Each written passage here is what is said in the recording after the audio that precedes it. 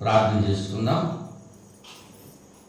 ఈ రాత్రి సమయంలో బైబిల్ తరగతికి వచ్చినటువంటి సహోదరులందరికీ కూడా హృదయపూర్వకమైన వందనాలు తెలియజేస్తున్నాను. ఆన్లైన్లో దేవుని యొక్క వాక్యం వీక్షిస్తున్నటువంటి ప్రతి సహోదరునికి చింతపల్లిలో ఉన్నటువంటి క్రీస్తు సంఘం తరపుగా వందనాలు తెలియజేస్తున్నాను. అంతా బాగున్నారు కదా?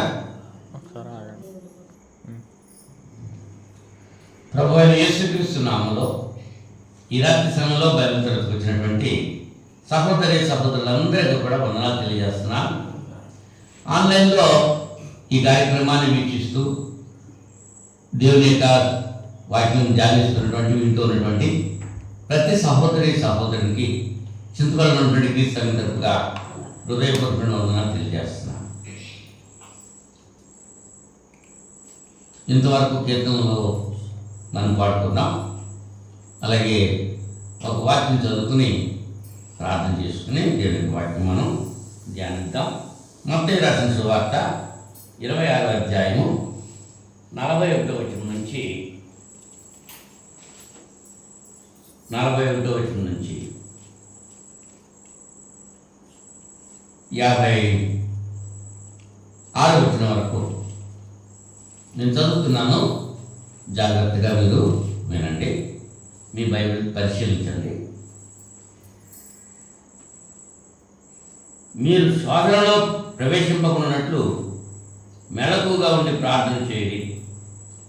ఆత్మసిద్ధమే కానీ శరీరం బలహీనమని పేతులతో చెప్పి మరలా రెండవ మారు వెళ్ళి, నా తండ్రి, నేను దీనిని త్రాగితేనే కానీ ఇది నా ఎదురు తొలగిపోవడం సాధ్యం కానీ కదా, నీ చిత్తమే సిద్ధించగాకని ప్రార్థించి తిరిగి వచ్చి వారు మరలా నిద్రించడం చూశాను.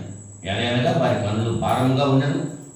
ఆయన వారిని మరలా విడిచి వెళ్ళి ఆ మాటలే చెప్పుతూ 3వ మారు ప్రార్థన చేశారు. అప్పుడు ఆయన తన శిష్యులతో వచ్చి, ఇక నిద్రపోయి అలసట తెచ్చుకోండి, ఇదిగో ఆ గడియ వచ్చినది, మనిషి కుమారుడు పాపుల చేతికి అప్పగింపబడుతున్నాడు, లెండి వెళదాం, ఇదిగో నన్ను అప్పగించి వాడు సమీపించున్నాడని వారితో చెప్పారు. దేవుడి తన వాక్యం దీవించుగాక. చివరకు చదవలేదు, సమయం సరిపోదు, ప్రార్థన చేసుకుందాం. ప్రేమ కలిగిన మా తండ్రి, కృప కలిగిన మా ప్రభువా, మీ పరిశుద్ధ నామానికి స్తుతులు స్తోత్రాలు చెల్లిస్తుంటున్నాం. గతించిన శుక్రవారం ఇంత పర్యంతము మీ మహాదయ చేత కృప చేత నన్ను సైజు లెక్కలు ఉంచారు. మీ కృపను బట్టి సురక్షితంగా కాచి కాపాడినందుకు స్తుతులు చెల్లిస్తుంటున్నాం. ఈ రాత్రి సమయంలో నైనా బైబిల్ తరగతికి వచ్చిన ప్రతి బిడ్డను, ఆన్లైన్లో ఈ తరగతిని వీక్షిస్తున్నటువంటి ప్రతి సహోదరిని మీరు దీవించి ఆశీర్వదించి మీ కృపలో భద్రపరచమని ప్రార్థన చేస్తున్నాను. ఈ దినాన్ని ఎవరైతే చూడలేకపోయారో వారు విడిచి వెళ్ళినటువంటి కుటుంబ సభ్యులు, బంధువులు, మిత్రులు, రక్త సంబంధాలు ఓదార్పు, ఆదరణ మీరు కలిగజేయాలని, నిరీక్షణ కలిగజేయాలని ప్రార్థన చేస్తున్నాను. అలాగే ఈ సమయంలో ఆయన భీమవరం పట్టణంలో బేతనీపేటలో మా చిన్నమ్మ తమిడి మీరమ్మ గారు రాత్రి సమయంలో మీ సన్నిధికి వచ్చారు. ఆమె భౌతిక కాయాన్ని ఈ దినాన్ని సమాధి చేసి రావడం జరిగింది. ఆమె విడిచి వెళ్ళినటువంటి తన కుమారుని కొరకు, కోడల కొరకు, బిడ్డల కొరకు, కుమార్తెలు 3 కొరకు, వారి భర్తల కొరకు, బిడ్డల కొరకు ప్రార్థన చేస్తున్నాను. ఆ కుటుంబానికి ఓదార్పు, ఆదరణ కలిగజేయండి. మరి ముఖ్యంగా నిరీక్షణ కలిగజేయమని ప్రార్థన చేస్తున్నాను. నాయన, క్రీస్తునందు మృతి చెందిన మృతులు ధరులని నాయన లేఖనాల్లో మీరు రాయించారు. నాయన, మీ కుమారుడు క్రీస్తు రెండోసారి వచ్చేటప్పుడు క్రీస్తునందు మృతి చెందిన ఆత్మలను ఆయన వెంట పెట్టుకుని వస్తారు అనేటువంటి నిరీక్షణ మీకు కలిగి ఉంటాకి ప్రభుత్వం అని ప్రార్థన చేస్తున్నాను. నాయన, ఇంకా ఈ దినాన్ని ఎవరైతే మీ సన్నిధికి వచ్చున్నారో వారు విడిచి వచ్చినటువంటి కుటుంబ సభ్యులందరికీ కూడా ఓదార్పు, ఆదరణ, నిరీక్షణ దయచేయమని ప్రార్థన చేస్తున్నాం. నాయన, వాక్యంలోకి వస్తున్నాం. అపవిత్రమైన నా గదువులు కాల్చి పవిత్రపరిచి పరిశుద్ధమైన మీ లేఖనాలు ప్రియమైన మీ బిడ్డలు అందించడానికి ఒక పనిముట్టుగా నన్ను వాడుకొని మీ నామానికి మహిమ తెచ్చుకోండి.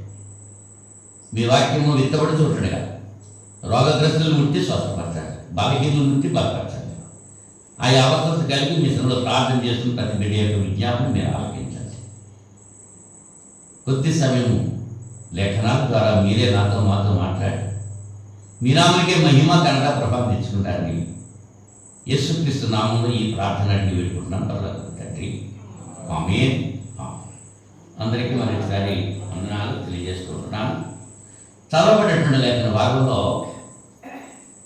యేసు ప్రభు శిష్యులు 3 సార్లు నిద్రపోతున్నారు. యేసు ప్రభు వచ్చి 3 సార్లు లేకొట్టాడు. ఆయన అప్పగింపబడేటువంటి రాత్రి ఏమంటున్నారు ఆయన, మీరు శోధనలో ప్రవేశింపకున్నట్లు మెలకుగా ఉండి ప్రార్థన చేయండి. శోధన వస్తుంది, శోధన రాకుండా ఉండాలి అని అంటే ప్రార్థన చేయాలి. ఆ ప్రార్థన మెలకుగా ఉండి ప్రార్థన చేయాలి. ఇవాళ చాలా మంది ఏం చేస్తారంటే సంఘంలో వాక్యం చెప్పేటప్పుడు ఏంటి, కీర్తనలు పాడేటప్పుడు మాత్రం వెళ్తూనే ఉంటారు. వాక్యం చెప్పేటప్పటికి నిద్ర వచ్చేస్తుంది. పైవాడు వచ్చి కింద బతిమాలుతూ ఉంటాడంట. వాక్యం విన్నప్పుడు వింటే బాగుపడిపోతాడు వీడు. అంటే లోపలికి వెళ్ళినాడు వాక్యాన్ని. ఎవరు అవిశ్వాసుల మనోనేత్రానికి ఈ యుగ సంబంధం దేవత వృట్టితనం కలిగజేస్తుంది. వాక్యం తెలియదు, నిద్రపోతా ఉంటే వాక్యం ఏమర్థం అవుతుంది? అమ్మా టీవీ దగ్గర కూర్చుంటావా, నిద్రపోతావా? సీరియల్లో ఎక్కడ ఏ పాయింట్ పోతుందో చింతగా టీవీ దగ్గర కూర్చుని నిద్రపోతావా? మనలో నువ్వు ఇద్దరు కలిసి టీవీ వదిలిపెట్టరా? సోఫా కూడా కుదిరిపోయిందంట. మనలో ఇద్దరు కూర్చుంటాం ఏంటి, ఒక్క రప్ప వేస్తారా? వేరు. మరి దేవుడు తెలియదు. అంచేత ఈ రాత్రి సమయంలో నిద్రను గురించి కొన్ని విషయాలు మీతో ముచ్చరించాలని చెప్పి నేను అనుకుంటున్నాను. దాన్ని చెప్పండివా నిద్ర గురించే. అసలు నిద్ర అన్నది ఎవరు పెట్టారు? దేవుడే పెట్టాడు. పగలేమో పని చేయాలి, రాత్రులేమో నిద్రపోవాలి. దానికి వ్యతిరేకమైపోతుంది. ఇప్పుడు పగలేమో నిద్రపోతున్నారు, రాత్రులు పని చేసుకుంటున్నారు. పెద్ద పెద్ద కంపెనీలు, సాఫ్ట్వేర్ ఇంజనీర్లు రాత్రులు డ్యూటీ ఉద్యోగాలు చేసుకునేటువంటి వారు. ఇంకేంటంటే ఇతర దేశాలతో వాళ్ళకి వ్యాపారాలు చేస్తూ ఉంటున్నారు. ఇప్పుడు అమెరికా దేశం ఉందనుకోండి, ఇప్పుడు మనకి రాత్రి, వాళ్ళకి పగలు. వాళ్ళకి పగలు అన్నమాట, వాళ్ళు తిరుగుతూ ఉంటారు పగలు, మనకి రాత్రి. అయితే ఇప్పుడు మనం ఏం చేస్తున్నాము, ఉద్యోగాలు చేసుకునే వాళ్ళు వాళ్ళ వరకు వాళ్ళకి పగలైన సమయంలో మనకి రాత్రి అయిన సమయంలో వెలుగుగా ఉండి వాళ్ళ వరకు వాళ్ళతో కాంటాక్ట్స్ కలిగి ఉంటున్నారు. భూమి సూర్యుడి చుట్టూ తిరుగుతుంది. తిరుగుతూ ఉన్నందువల్ల మనకి రోజులు ఏర్పడుతున్నాయి, రాత్రి పగలు ఏర్పడుతున్నాయి. అలాగే భూమి తన చుట్టూ తాను తిరుగుతున్న వలని రాత్రి మోడలు ఏర్పడుతున్నాయి, సూర్యుడి చుట్టూ తిరిగి వస్తున్నందువల్ల ఋతువులు ఏర్పడుతున్నాయి. అది దేవుడు చెప్పిన మాటే. ఋతువులు కాలాలు అన్నీ ఏర్పాటు చేయమని దేవుడు చెప్పాడు. సూర్యుడికి ఆజ్ఞాపించాడు, చంద్రుడికి ఆజ్ఞాపించాడు, భూమికి ఆజ్ఞాపించాడు, సముద్రానికి ఆజ్ఞాపించాడు. ఈ ప్రజలందరికీ ఆయన చెప్పిన మాట చెప్పిన నడుస్తున్నాయి. ఆయన పోలికలో చేయబడేటువంటి మానవుడు మాత్రం ఆయన ఇష్టానుసారంగా ఆయన చెప్పినట్టు నడవట్లేదు. అని చెప్పి ఇంకెవరు చెప్పుకుంటాడు ఆయన? ఆకాశమా ఆలకించు, భూమి చెవికు, నేను పిల్లలు కన్నాను, పెంచాను, పెద్దలు చేశాను, వాళ్ళు ఆమె తిరుగుబాటు చేస్తున్నారని ఎవరితో చెప్పుకుంటున్నాడు? ఆకాశం భూమితో చెప్పుకుంటున్నాడు. మరి మన గురించి చెప్పుకుంటున్నారా? ఆలోచిద్దాం ఒకసారి. ఈ రాత్రి సమయంలో ఆరోగ్యంగా ఉన్నటువంటి వ్యక్తికి 24 గంటల్లో 8 గంటలు నిద్ర ఉంటే సరిపోతుంది. పిల్లలకి కాదు, వృద్ధులకి కాదు, ఆరోగ్యంగా ఉండి పనిచేస్తున్నటువంటి వ్యక్తికి 8 గంటలు నిద్రపోతే సరిపోద్ది. కానీ మనం 24లో 8 తీసేద్దా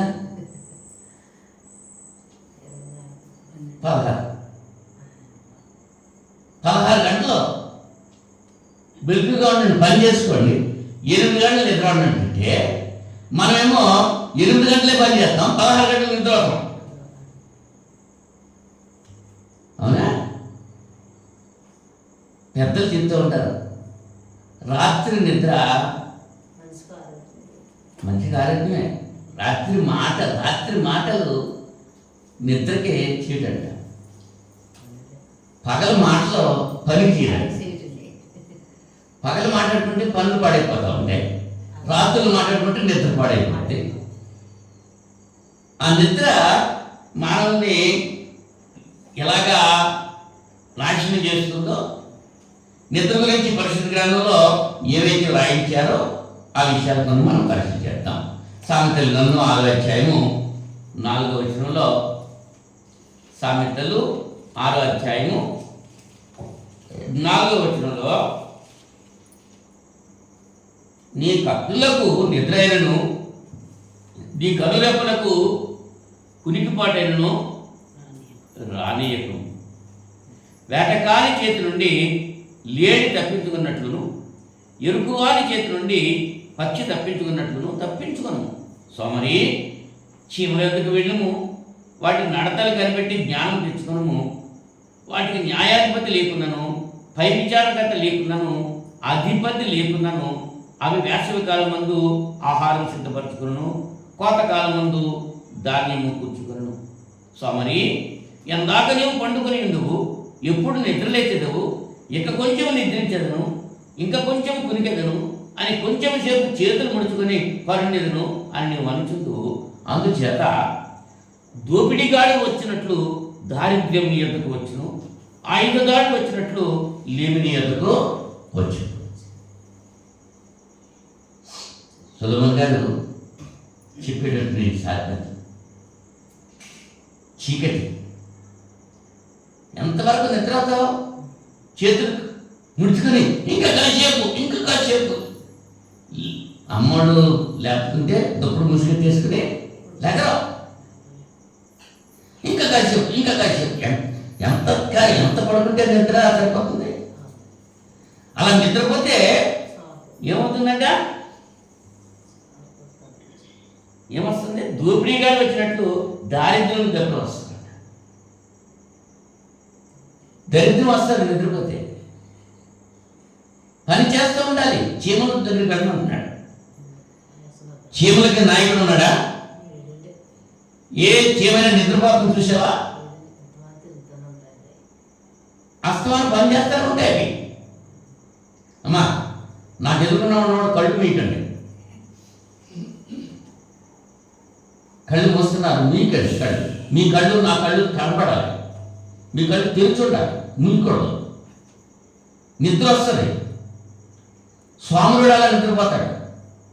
ఇదే చెప్తున్నాడు ఇక్కడ వాక్యంలో. సోమరి, చీమల యొద్దకు వెళ్ళుము,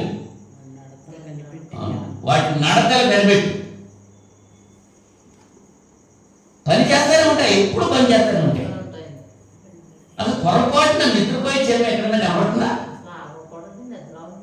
దానికి విశ్రాంతి ఉందా? లేదు. కష్టజీవులవి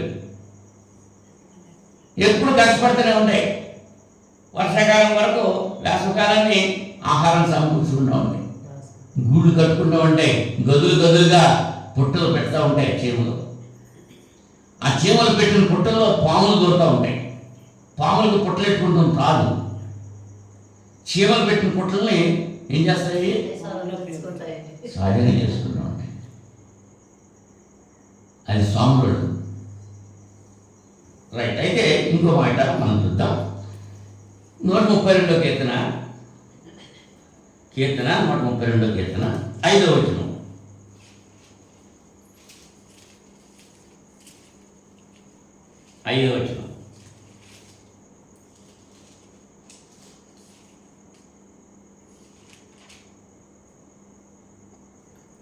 ఇట్లనగా యెహోవాకు నేను ఒక స్థలము చూచు వరకు యాకోబు యొక్క బలిష్ఠుని ఒక నివాస స్థలము నేను చూచు వరకు నా వాసస్థానమైన గుడారంలో నేను ప్రవేశింపను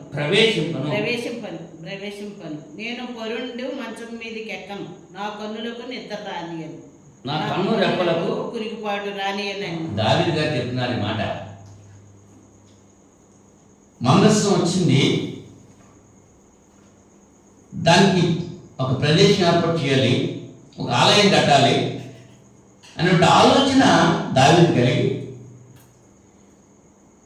నేను సరంబి వేసిన గృహాల్లో నేను ఎలా ఉంటాను, దేవుని యొక్క మందిరము గుడారంలో ఉంది, నేనైతే సరంబి వేసిన ఇంట్లో నేను ఎలా నివాసం చేస్తాను అంచేత దేవుని మందసానికి ఒక మందిరం కట్టాలి, ఆ కట్టే వరకు నేను నిద్రపోను అనుకున్నాడు అంతే దావీదు.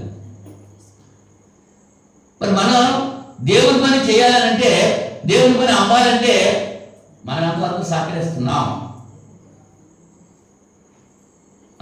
దావీదు మహారాజు అయ్యండి, నేను మంచం మీదకి ఎక్కను, నేను నిద్రపోను, ఎప్పటి వరకు? దేవుని పని నెరవేరే వరకు, దేవుని మందిరం పూర్తయ్యే వరకు, దేవుని కొరకు ఎంతో ఆ సామాను సమస్తం సమకూర్చాడు.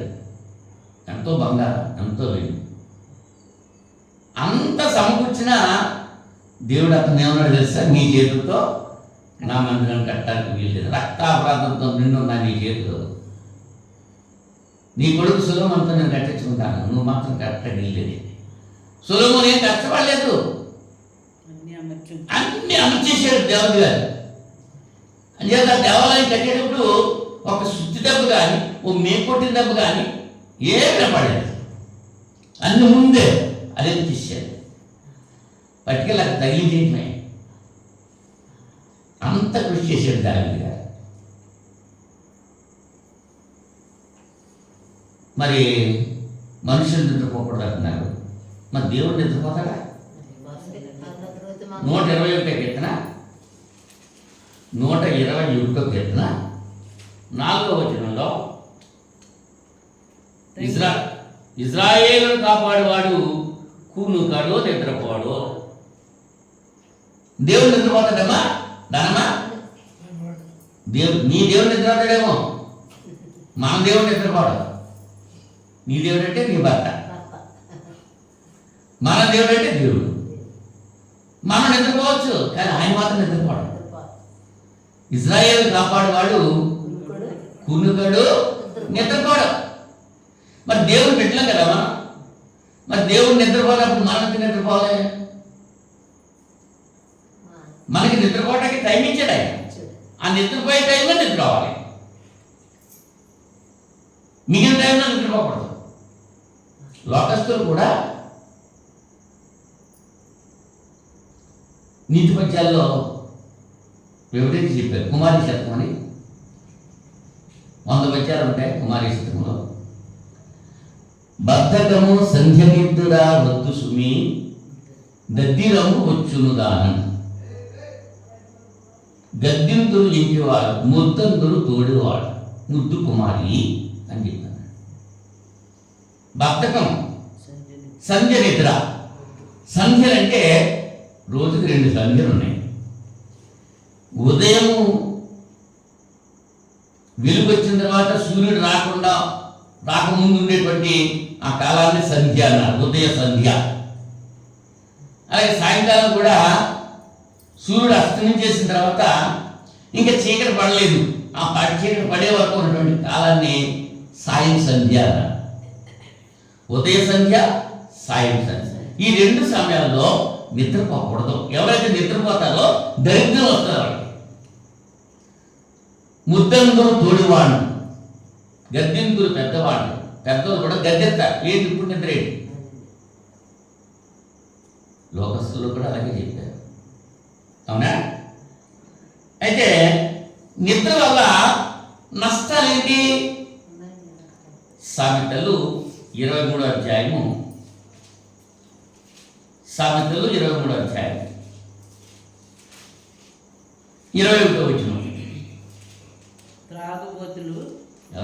త్రాగుబోతులను తిండిబోతులను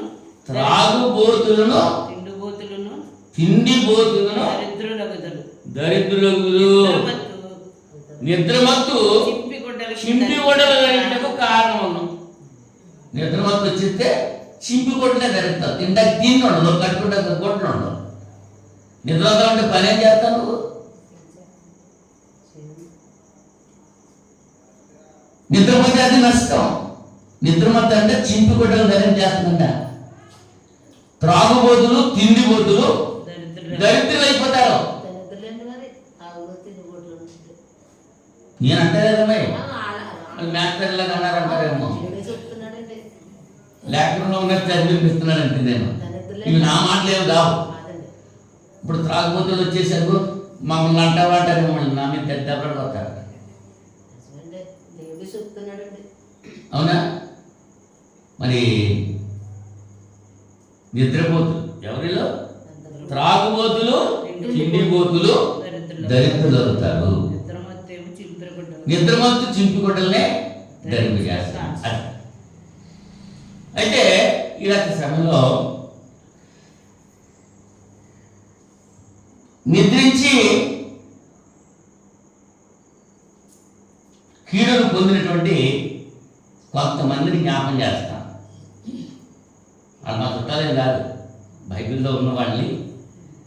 నిద్రపోవడం వల్ల వాళ్ళు ఏ నష్టం పోయారో అనేటువంటి విషయాన్ని జ్ఞాపం చేయడానికి ప్రయత్నం చేస్తాం. నిద్ర అప్పుడు మెరుగుగా ఉండదు. మరి 2 సమయాలు 11వ అధ్యాయము మొదటి 4 వచనాల్లో 2 సమయాలు 11వ అధ్యాయము వసంతకాలమున రాజులు యుద్ధమునకు బయలుదేరు సమయమున రాజులు యుద్ధమునకు బయలుదేరు సమయమున దావీదు యోవాబును అతని వారిని ఇశ్రాయేలును అందరినీ పంపగా వారు అమ్మోనీయులను సంహరించి రబ్బా పట్టణమునకు ముట్టడి వేసిరి. అయితే దావీదు యెరూషలేమునందు నిలిచెను. దావీదు రాజు కదా, యుద్ధానికి ముందు ఎవరు ఉండాలి? రాజు ఉండాలి. కానీ రాజాతో మానేసి ఏం చేస్తున్నాడు? వసంతకాలంలో రాజులు యుద్ధములకు బయలుదేరు సమయం అది. యుద్ధానికి రాజులు బయలుదేరే సమయం అది, వసంతకాలం. ఆ కాలంలో దావీదు ఏం చేశాడు? యోవాబు అతని సైన్యాధిపతి అన్నమాట. అతని వారిని ఇశ్రాయేలు అందరినీ పంపించాడు. అమ్మోనీయులను సంహరించి రబ్బా పట్టణాన్ని ముట్టడి వేశారు. అయితే దావీదు ఏం చేస్తున్నాడు? యెరూషలేములో నిలుచున్నాడు, అంతఃపురంలో ఉన్నాడు. దావీదు గారు మిద్దె మీద ఉన్నాడు. ఒకానొక దినమున ప్రొద్దు గుంకు వేళ దావీదు పడక మీద నుండి లేచి, ఏ సమయం అది? ప్రొద్దు గుంకు వేళ అంటే సాయం సంధ్య. ఉదయ సంధ్య అంటే ప్రొద్దు పొడక ముందు, సాయం సంధ్య అంటే ప్రొద్దు గుంకిన తర్వాత. ఈ ప్రొద్దు గుంకిన తర్వాత అప్పుడు నిద్ర లేచాడంటే అంతే, అంతవరకు నిద్రలోనే ఉన్నాడు. అసలు అంతమంది సైనికులు యుద్ధం చేస్తుంటే రాజుకి నిద్రలా పట్టిందమ్మా. ఆ నిద్ర పట్టడం వల్ల ఏం జరిగిందో తెలుసా? ఆ ప్రొద్దు గుంకి వేళ ఆయన ఏం చేస్తున్నాడు? దావీదు పడక మీద నుంచి లేచి రాజనగరి మిద్దె మీద నడుచుచు పైనుండి చూచుచుండగా స్నానం చేయ ఒక స్థితి కనబడెను. సాయంకాల సమయంలో స్నానం చేస్తున్నాడు. అంతఃపురం పైన మిద్దె మీద చుట్టూరు సైనికుల నివాసాలు ఉంటాయి. వాళ్ళు ఇప్పుడులాగా బాత్రూమ్లు లేవు. అప్పుడు వాళ్ళు స్నానాలు చేయటానికి, మనం కూడా బాత్రూమ్ రానప్పుడు ఏం చేసాం? ఆడవాళ్ళు స్నానాలు చేయటానికి మరి చుట్టూరు కట్టుకున్నారు, పైన ఏమైనా కట్టుకున్నారా?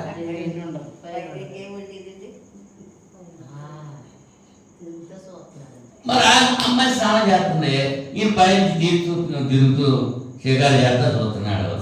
ఆమె స్నానం చేస్తా కనపడు. మరి ఆడకూతురు స్నానం చేస్తుంది, మనం అలా చూస్తున్నాం ఎందుకులే అనుకున్నాడా? లేదు. మళ్ళీ చూశాడు. మళ్ళీ చూడటంతో పాపం ఏం చేసింది? కోరిక కలిగించింది. ఇంక సరే, ఇంక సైన్యాన్ని పంపించాడు. మనుషులు పంపించాడు, ఆ అమ్మాయి ఎవరు తెలుసుకోమన్నారు, తీసుకొచ్చారు, పాపం చేశారు. అదంతా చెప్పడం నాకు పాపం కాదు. ఈ పాపంలో దావీదు పడ్డగల కారణం సంధ్య వేళ నిద్రపోవటం. మనం కూడా అలా నిద్రపోతే మనకి నష్టాలు వస్తాయి, వదిలిపెట్టాం. అవునా? దావీదు గారు నిద్రపోయిన మనం పాపం తెచ్చుకున్నాడు. మరి చింతాలు యాహనం దాసు మరి నిద్రపోకూడదు. మరి ఇప్పుడైనా నేర్చుకోండి. తండ్రి కొడుకులు ఇద్దరు కూడా నిద్రపోకూడదు. నిద్రపోయే సమయం ఉంది. ప్రసంగా అంటాడు ప్రతిదానికి సమయం ఉంది, సమయం ఉంది. ఎగరటానికి సమయం ఉంది, తింటానికి సమయం ఉంది, పని చేయడానికి సమయం ఉంది, నవ్వటానికి సమయం ఉంది, ఏడవటానికి సమయం ఉంది, నిద్రపోవటానికి సమయం ఉంది. ఏ సమయంలో చేయాలి కూడా ఆ సమయంలో చేయాలి. ఇప్పుడు ఈ సమయం దేవునికి వాక్యం వినే సమయం. ఇప్పుడు ఏం చేయాలి? వినాలి. ఇంకొక ఆయన జ్ఞాపకం చేస్తానమ్మా. దావీదు గారు జ్ఞాపకం చేశాను కదా. దావీదు సంధ్యవేళ నిద్రపోయాడు, నష్టం వచ్చేసి. అంతేదా? ఆ ఒక్క పాపమే దావీదు జీవితంలో, అది మినహా మిగిలినంత పరిశుద్ధుడే. బుక్కవాన్ తైలంలో చచ్చినీళ్ళు ఒక్కడ పడితే చాలు, ఆ తైలం అంతా పాడైపోతుంది. మన అంత పరిశుద్ధులుగా ఉన్నా చంద్రుడు అంత నిష్కలంగా కనపడతా ఉంటాడు మనకి. మధ్యలో కొంచెం మచ్చ ఉంటుంది, చంద్రుడిలో మచ్చ వచ్చేసింది. ఆ మచ్చ పోతా గాయం తగ్గారు కానీ మచ్చపోదు. దావీదు చేసిన ఈ పాపాన్ని బట్టి తన జీవితంలో ఎన్నో నష్టాలు అనుభవించాడు. ఒక వ్యక్తి యొక్క భార్యను బలవంతంగా తీసుకొచ్చి ఉంచుకున్నాడు. ఆ పాపం దానికి శిక్ష దావీదు పొందాడు. తన ఉపపత్తుల్ని తన కుమారుడే మిద్దె మీద అందరూ చూస్తుండగా పాపం చేసి సిగ్గుపరిచాడు దావీదుని. సరే, దాని గురించి తర్వాత మాట్లాడుకుందాం. నిద్రపోవటం వల్ల వచ్చేటువంటి నష్టాలు. దావీదు గారు నిద్రపోయాడు, నిద్రపోకూడని సమయంలో నిద్రపోయాడు. అంటే అంతే నిద్ర అవుతుందంట లేదు, నిద్ర అంటే సమయం ఉంది, ఆ సమయంలో నిద్రపోవాలంతే. ఇప్పుడు ఇక్కడ రిక్షాలు పెట్టకూడదు, లేకపోతే ఇక్కడ వాహనాలు నిలపకూడదు అని బోర్డు పెట్టారు అనుకోండి, అక్కడ పెట్టకూడదు. పగలెందుకు ఇచ్చాడు, రాత్రి ఎందుకు ఇచ్చాడు? పగల పని చేసుకుంటే రాత్రి నిద్రపోవటానికి దేవుడు ఇచ్చాడు కదా. మరి పగల నిద్రపోవడం పెట్టి దానికి ఎలా చేశాడు? యోనా గ్రంథం 1వ అధ్యాయము 1 నుంచి 15 వచనాలు తీశాను. చదవక్కర్లేదు, నేను చెప్తాను, మీరు పరిశీలన చేయండి. యోనా గారి గురించి తెలియని వాడు ఎవరు ఉండరు. నీనెవే పట్టణానికి వెళ్ళి అక్కడున్న ప్రజలంతా భ్రష్టులైపోయారు, వాళ్ళని నాశనం చేసేస్తాను, ఈ సంగతి వాళ్ళకి తెలియచేయి అని వెళ్ళమన్నాడు దేవుని ప్రవక్త కనుక. ఈయన ఏం చేశాడు? ఆ ప్రజలంతా చాలా దుర్మార్గులని దేవుడే చెప్తున్నాడు కదా, అటువంటి వాళ్ళ దగ్గరికి నేను వెళ్తే నన్నేం చేసేస్తాడు వీళ్ళు అంటే దేవుని మాట ధిక్కరించాలని ఉద్దేశం లేదు. నోజానకి భయపడిపోయాడు, ప్రజలకి భయపడిపోయాడు. ప్రజలకు భయపడుతున్నారు, దేవునికి భయపడతలేదు. ఇప్పుడు మన పరిస్థితి కూడా ఎవరికి భయపడుతున్నాం? నలుగురు ఏమనుకుంటారో,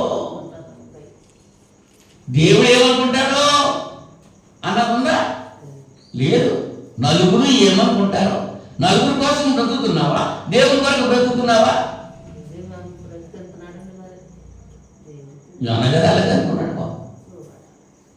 ఆయన చెప్పాడు వాళ్ళు మంచుడు కాదని, నన్ను ఏం చేసేస్తారని.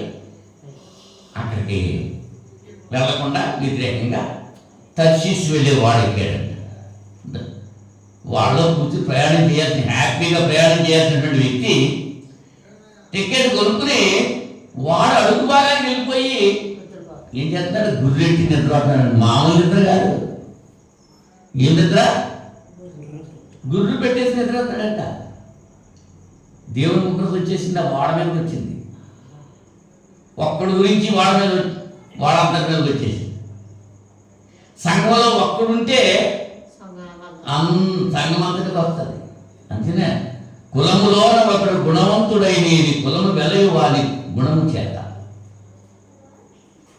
కులంలో ఒక్కడు ఉంటే చాలు గుణవంతుడు, ఆ కులమంతా వెలిగించబడుతుంది. అది చెప్తూ తలుపు బెడుకు రాడు తట్టుడు ఎలా అన్నాడు. నిక్కమైన నీలం ఒక్కటి చాలు అన్నాడు. తలుపు బెడుకుమనే రాళ్ళు అక్కలా, నిక్కముగా ఉండేటువంటి నీలం వద్దం ఒకటి సరిపోతుంది. ఒక్కడి గురించే ఏదైనా తోటలో వాళ్ళు ఒక్కడ చేసిన పాపం అందరికీ వచ్చింది. యేసు ప్రభువు శిలువ మీద ఒక్కడే మరణించడం వల్లనే లోకమందరికి రక్షణ వచ్చింది. ప్రజలందరికీ కలుగుపోవు మహా సంతోషకరమైన సువర్తమానం. ఎప్పుడు వచ్చింది? ఆయన పుట్టాక రాలేదు, ఆయన ప్రాణం పెట్టాకే వచ్చింది. మనుషులందరి కొరకు ఒక్కడు చనిపోవడం మంచిది. ఆయన చనిపోయినందువల్ల తిరిగి లేవటం వల్ల మనకేమీ జరిగింది?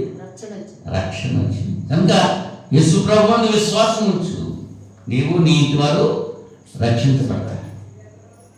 ప్రభువుని యేసుని విశ్వాసం ఉంచు, అప్పుడు నీవును నీ ఇంటి వారిను రక్షించబడతారు. ఒక్కడు చాలు.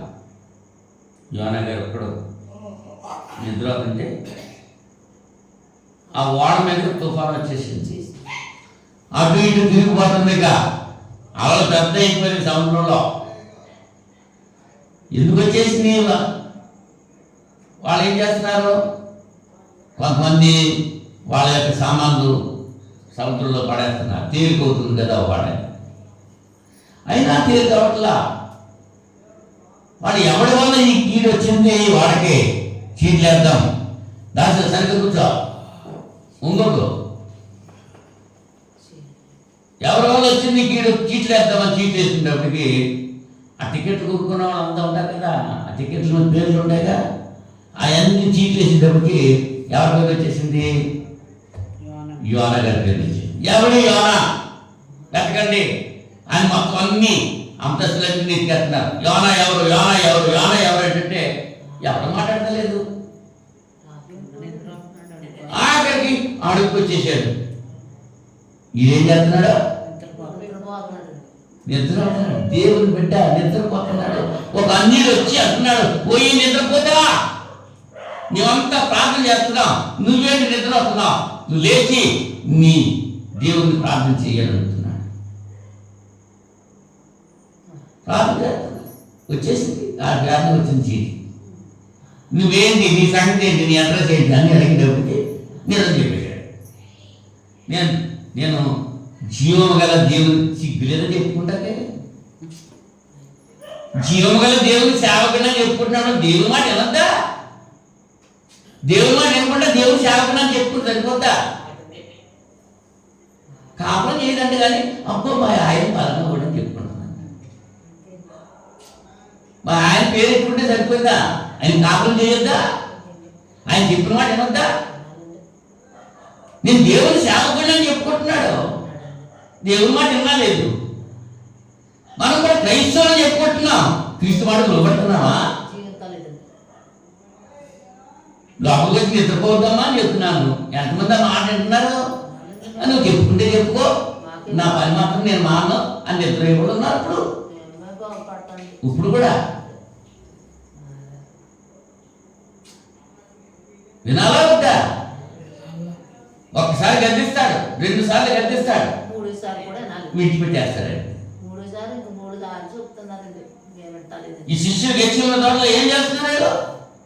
ఆయన ఏం చెప్పాడు? మీరు మెలకుగా ప్రార్థన చేయండి. వీళ్ళేం చెప్తున్నారు? గుర్రు పెట్టి నిద్ర అవుతున్నారు. 3వ సారి వచ్చి ఏం చేశారు? ఇంకా నిద్ర అవుతాయిగా వదిలేశాడు. అందుచేత కదా యేసుప్రభుని పట్టుకుంటుందంటే ఎక్కడో అక్కడ పారిపోయారు. ఒక్క శిష్యుడు కూడా దగ్గర లేడు. స్వాములు వస్తారు, అబ్బాయి మీరు మెలకుగా ప్రార్థన చేయడానికి చెయ్యినందువల్ల స్వాములు వచ్చేసింది. వాళ్ళు ఈ ఎవరు మాకు తేవదన్నారు. మన జీవితాల్లో కూడా ఆలోచన కలిగి ఉండాలి. ఒప్పుకున్నాడు, జీవగల దేవుని సేవకుడు నేను, ఈ గీడ నన్ను బట్టి వచ్చింది కాబట్టి నన్ను సముద్రంలో పడేయండి, మీరు రక్షించబడతారు అని చెప్పండి. వాళ్ళు కూడా వీడు కాళ్ళు చేతులు కట్టేశాడు. సముద్రంలో పడతాకే వాళ్ళు దేవుడితో అడుగుతున్నారు. సముద్రంలో పడేసి ముందు కూడా దేవుడిని అడిగారు, అయ్యా ఈ పొరపాటు మాది కాదు, ఒకవేళ మేము పొరపాటు చేస్తుంటే మమ్మల్ని క్షమించండి అని ఈ బిడ్డను విశ్లేషారు. విశ్లేషించినప్పటికీ ఇంత కొంత పోయింది వాడబాబు. కీడు ఎవరి వల్ల వచ్చిందో వాడిని తొలగించేస్తే కీడిపోతుంది. నిద్రపోతులు, తిండిపోతులు, త్రాగుబోతులు సమాజంలో ఉంటానికి వీల్లేదు. ఆవులంతకి అమ్మగారు ఉన్నాడంట, ఒకడు ఆలోచించినప్పటికీ ఇంకోటి ఆలోచిస్తాడు, అది బట్టి వచ్చేస్తుంది అంతే ఉన్నవాడు. తుమ్ముకు తమ్ముడు లేడంట, ఆవులించి అమ్మగారు ఉన్నాడంట. వాడు తుమ్మితే ఇంకోటి తుమ్మరు, ఒకడు ఆలోచితే ఇంకోటి ఆలోచిస్తారు. దేవుడు తన మాట నెరవేరుస్తాడు. దేవుని మాట వచ్చిన మాట నెరవేరుతుంది. ఈ యోనాగారిని నినివే పంపాలని దేవుని సంకల్పం. దాన్ని వ్యతిరేకించి వెళ్తున్నాడు. దేవుడు ఒప్పుకోలేదు. నువ్వు వాడలో వెళ్ళకపోతే నిన్ను పంపిస్తానికి వాడు అన్నాడు అంతే. చేప ఇది ఇలా గెట్టేసినప్పటికీ నువ్వు తెలిసి రెడీగా ఉంది చేప. ఇది మింగేసింది. ఈ చేప కడుపులో ఉన్నాను కొట్టలేదు వీడు. చుట్టూరు నాసు వచ్చేసింది, నాసులో ఉన్నాను నేను అని ప్రార్థన చేస్తున్నాడు. అప్పుడు మళ్ళీ తిమింగల కడుపులో ఉండి ప్రార్థన చేస్తున్నాడు. దైవజనుడు కదా, కష్టం వచ్చింది. దేవుడు అతను ప్రార్థన అన్నాడు. తీసుకెళ్ళి నినివే పట్టణం దగ్గర ఆ వారిని వదిలేసింది.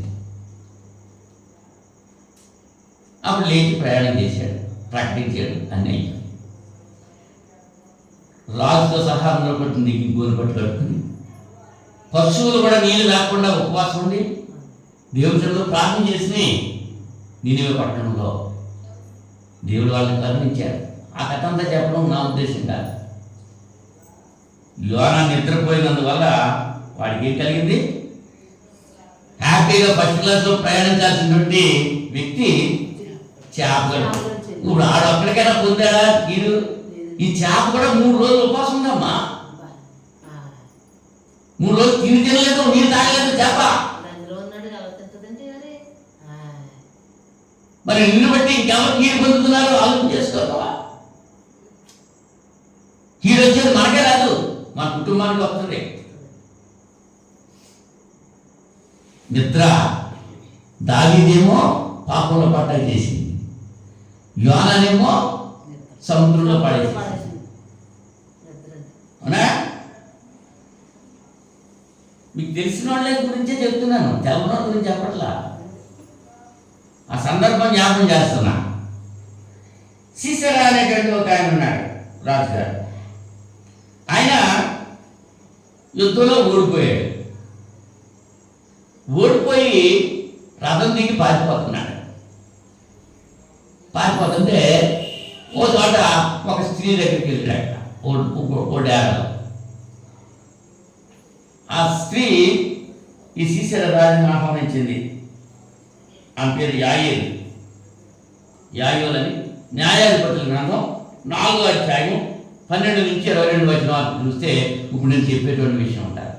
న్యాయాధిపతులు 4వ అధ్యాయం 12 నుంచి 22 వరకు. యుద్ధంలో ఓడిపోయాడు, మంచం మీద నిద్రపోయాడు. మధ్యాహ్న సమయంలో ఏమన్నాడంటే అమ్మాయి పెట్టి, ఎవరైనా వస్తే ఇక్కడ ఎవరు లేరు చెప్పమ్మా, నువ్వు గుమ్మాలో ఉండి కాపాలి అయినా. సరే పాపం నిద్ర రాజుగారు అంది. నిద్రపోయాడు.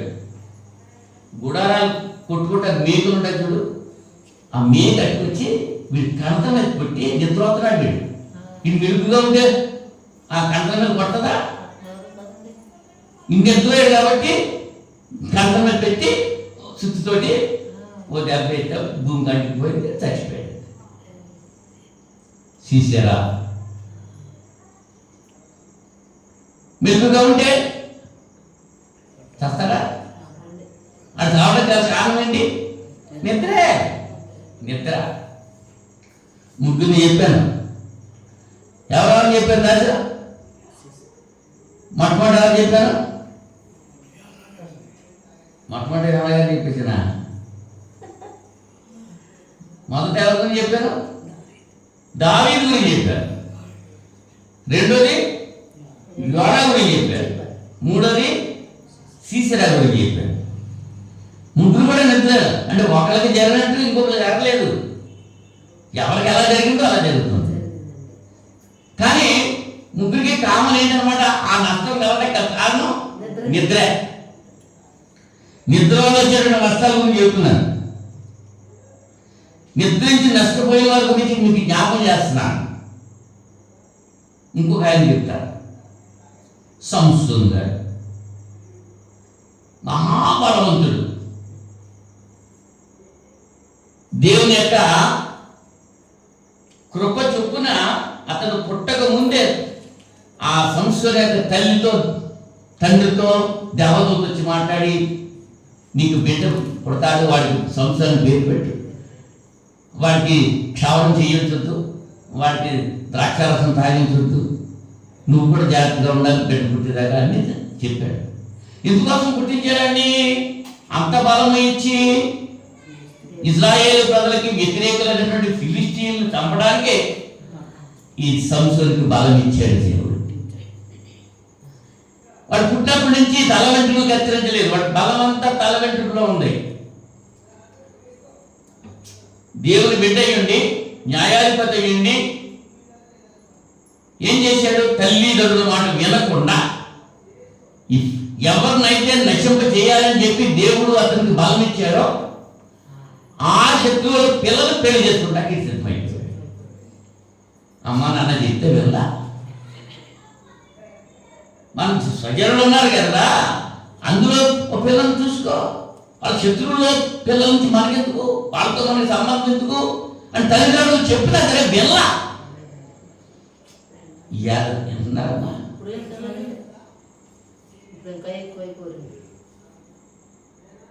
పెళ్లి మొత్తం టైం అయిపోయింది, అన్నీ అయిపోయి తాగినప్పుడు పిల్లలు వెళ్ళిపోయింది, పెట్టేట్టుకుని పారిపోయింది. మన దగ్గరే మన మధ్యలో జరుగుతున్నాయి. నువ్వు అని చెప్తేనే కానీ, లేకపోతే నేను తప్ప కట్టేస్తానంట. వింటున్నారా తల్లిదండ్రుల మాట? ఏమన్నా బుద్ధి లేక, దేవుడు భయం లేక. తల్లిదండ్రులకు భయం ఉంటే పిల్లలకు భయం చెప్తారు. తల్లిదండ్రులు ఇష్టానుసారంగా జీవించేసి ఇష్టానుసారంగా చేస్తూ ఉంటే పిల్లలు కూడా ఎలా చేయగలుగుతారు? ఆవెళ్ళి చేలో వేస్తుంటే దూడల్ని గట్టి మీద వేస్తారా?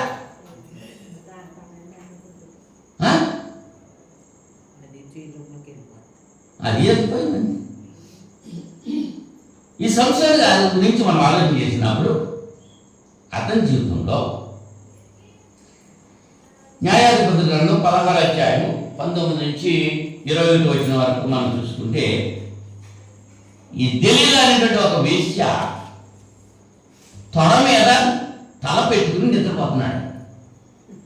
తలగాలి లేదనుకున్నాడు. ఒక వేశ్య తొడ మీద గాఢంగా నిద్రపోతున్నాడు సంసోను. అంతకుముందు విసిగించేసింది, నీ ప్రాణం ఎక్కడుందో చెప్పు, నీ బలం ఎక్కడుందో చెప్పు, నిన్ను ఏం చెప్తే చచ్చిపోతావో చెప్పు. ఏంటి అని చెప్తారు. ఫిలిస్టీన్ సర్దారులు ఇంకు లంచం ఇచ్చారు.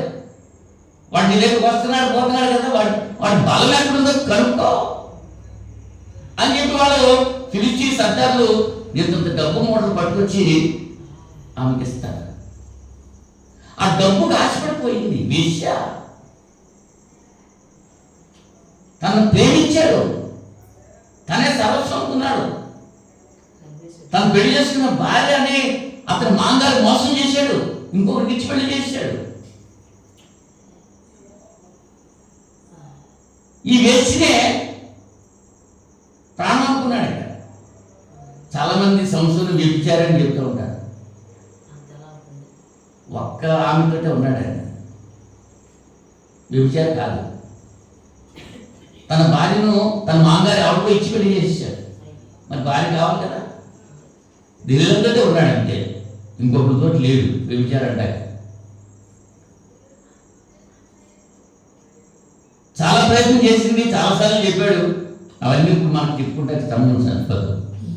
చివరికి చెప్పాడు, నా బలం అంతా నా తలలో ఉంది, నా తల వెంట్రుకలు కత్తిరిస్తే నా బలం పోతుంది చెప్పేశాడు. నిజం చెప్పేశాడు. విసిగిపోయి చెప్పే ఆ మాట అక్కడ ఉంటుంది, విసిగిపోయి అంటాడు. అంత విసిగించేసింది వేశ్య.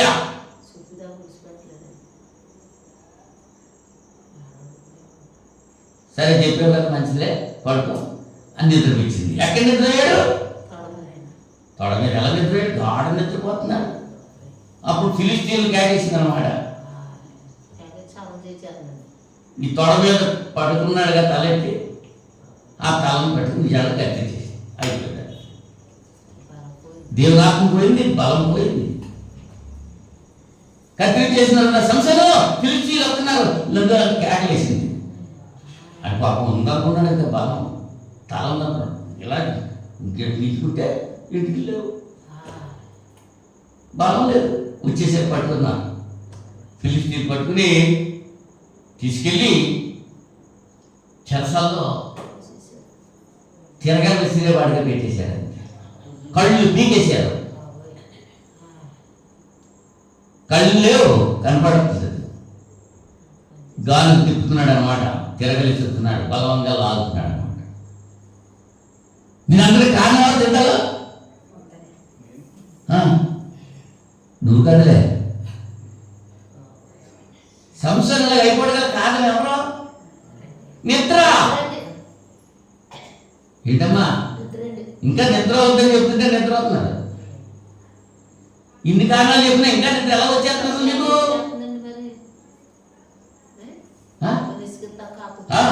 నిద్ర. ఇంకొక ఆయన గురించి చెప్తాను, జ్ఞాపకం చేస్తాను. 2 సమూయేలు 4వ అధ్యాయము 5 నుంచి 8 వచనాలు. అక్కడ ఇష్పోషత్తు అనేటువంటి ఆయన ఉంటాడు. ఆయన కూడా చదువుతారమ్మా. సమూయేలు 2వ గ్రంథం 4వ అధ్యాయము 5వ వచనం నుంచి, 4వ అధ్యాయము 5వ వచనం నుంచి. రిమోను కుమారులకు రేకాబును బయనాయును మంచి ఎండవేళ బయలుదేరి మధ్యాహ్న కాలమున ఇష్పోషతు మంచం మీద పండుకొని ఉండగా అతని ఇంటికి వచ్చింది. ఇప్పుడమ్మా ఎండవేళ మధ్యాహ్నం పండుకున్నాడంట. ఏం చేస్తున్నాడు? పండుకుని నిద్రపోతున్నాడు. ఎప్పుడు నిద్ర అవ్వాలి? రాత్రి నిద్రపోవాలి. ఈయన ఎప్పుడు నిద్రపోతున్నాడు? మధ్యాహ్నం పండుకొని ఉండగా అతని ఇంటికి వచ్చి గోధుమలు తెచ్చిదమని వేషం వేసుకుని వారి ఇంట్లో వచ్చి ఇష్పోషతు పడకటింటి మంచం మీద పరుండి ఉండగా అతన్ని కడుపులో పొడిచి తప్పించుకొని పోయి వారు అతను పొడిచి చంపి అతని తలను ఛేదించి దాన్ని తీసుకుని రాత్రంతటి మైదానంలో పడి ప్రయాణమైపోయి హెబ్రోనులో ఉన్న దావీదుకు ఇష్పోషతు తలను తీసుకుని వచ్చి తర్వాత చాలా జరిగింది. అంటే ఈ ఇష్పోషతు అన్నవాడు మధ్యాహ్న సమయంలో నిద్రపోతున్నాడు కాబట్టి వీరు వచ్చి వాడిని చంపేశారు. అవునా? సరే, ఈ 5 పాత నిబంధనలో వ్యక్తుల గురించి చెప్పారు. ఇంకొక 2 చెప్తాకి నేను ఆలోచనలో ఉన్నాను. చెప్పనా? టైం అయిపోతా. అపోస్తలుల కార్యాలు 20వ అధ్యాయం 7 నుంచి 9 వచనాల్లో మీరు చూడక్కర్లేదు, చూసుకోండి. అర్ధరాత్రి మరునాడంట పౌలు గారు విడిపోవాలని అర్ధరాత్రి వరకు విస్తరిస్తూ మాట్లాడుతున్నాడంట, దేవుని మాటలు చెప్తున్నాడు. ఎక్కడి వరకు? అర్ధరాత్రి విస్తరించి దేవుడు ఏం మాటలు చెప్తున్నాడు? సొల్లు మాటలు అయితే వింటారు, అర్ధరాత్రి అయిపోయినా తెల్లకపోయినా. సోది కబుర్లు అయితే వింటారు, పిట్టకథలు అయితే వింటారు, పక్క పక్క నవ్వుకుంటూ దేవుని మాటలు చెప్తుంటే కునిపట్టి వచ్చేది ఊగిపోతూ ఉంటారు పాముతా వెళ్ళగా.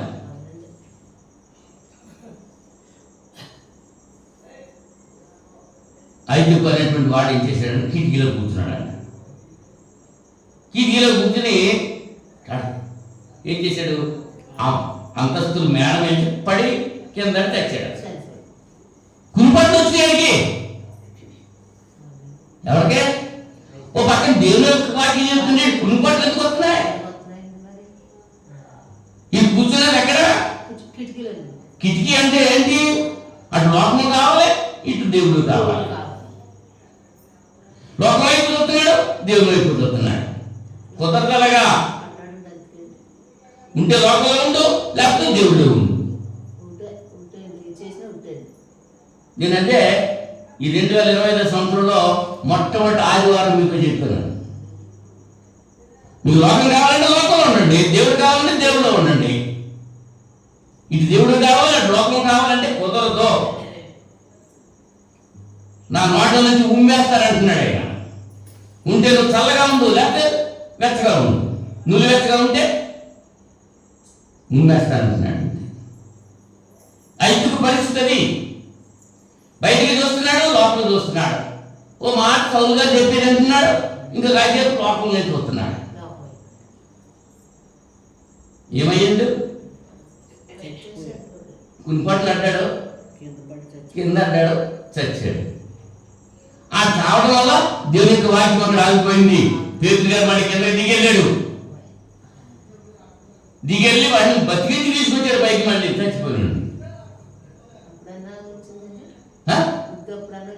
అప్పుడు రాలేదు. అవునా? వాక్యం చెప్పేటప్పుడు నిద్రపోతే నీ సంగతి కూడా అంతే. ఈ రాత్రి సభలో చెప్పే విషయాలు అవి.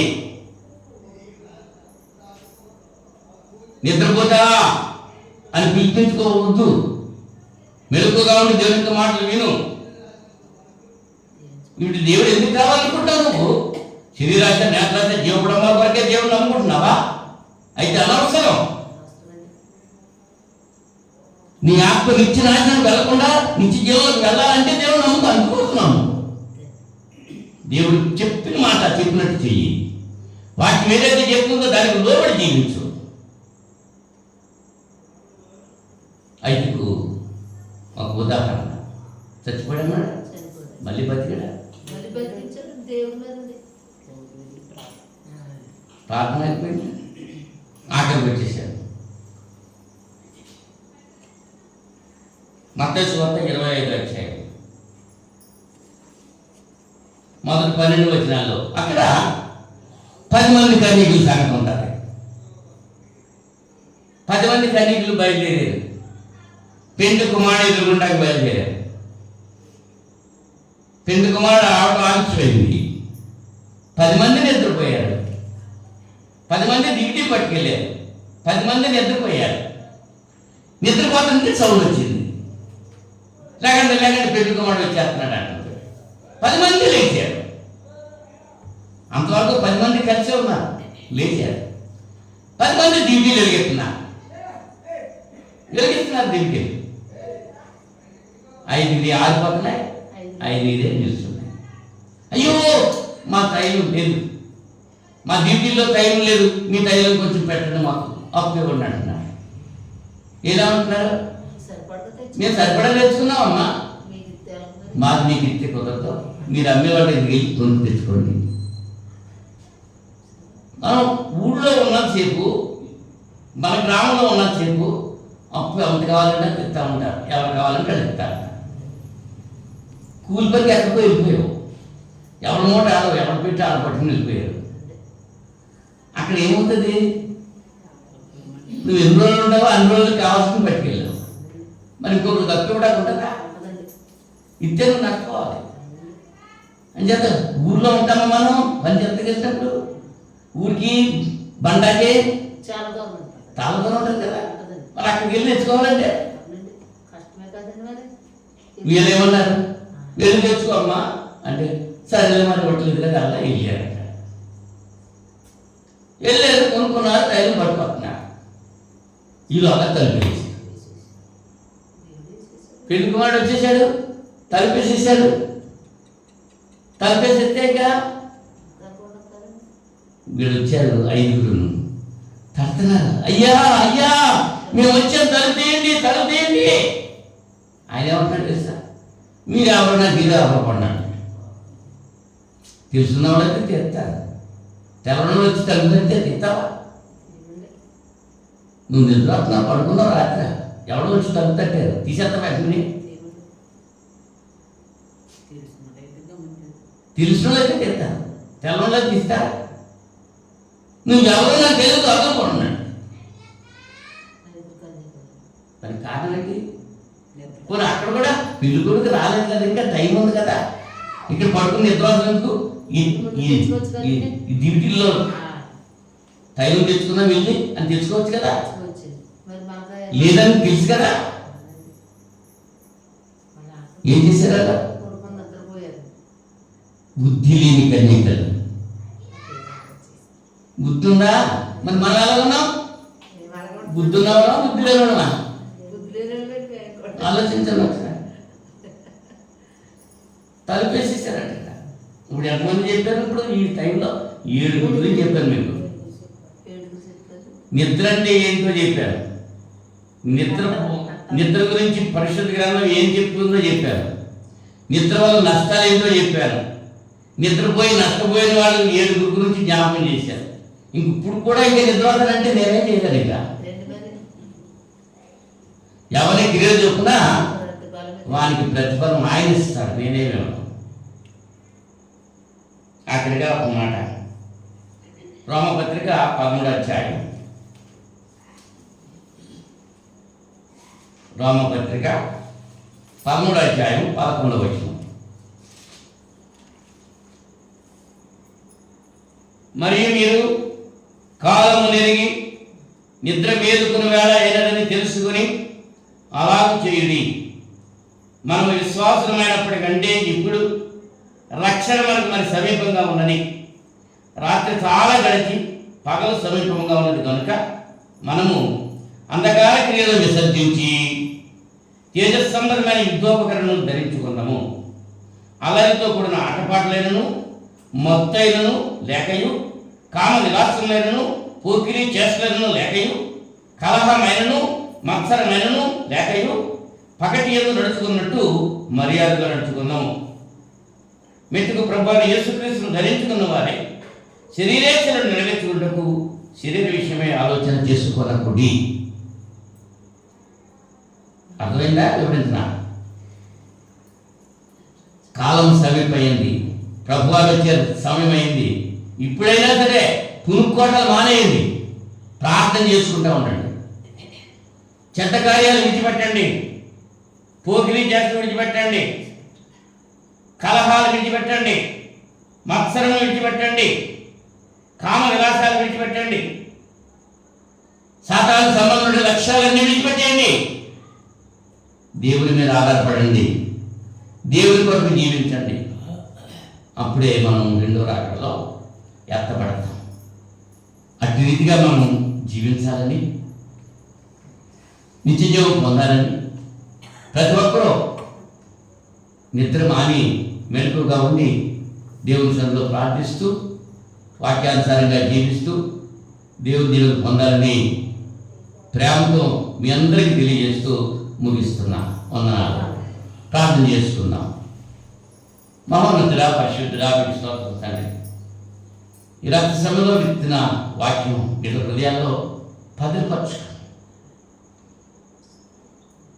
మీ కృపను బట్టి వాక్యానుసారంగా జీవిస్తూ మీ నుంచి దీవించబడే భాగ్యం బిడ్డలు దయచేయండి.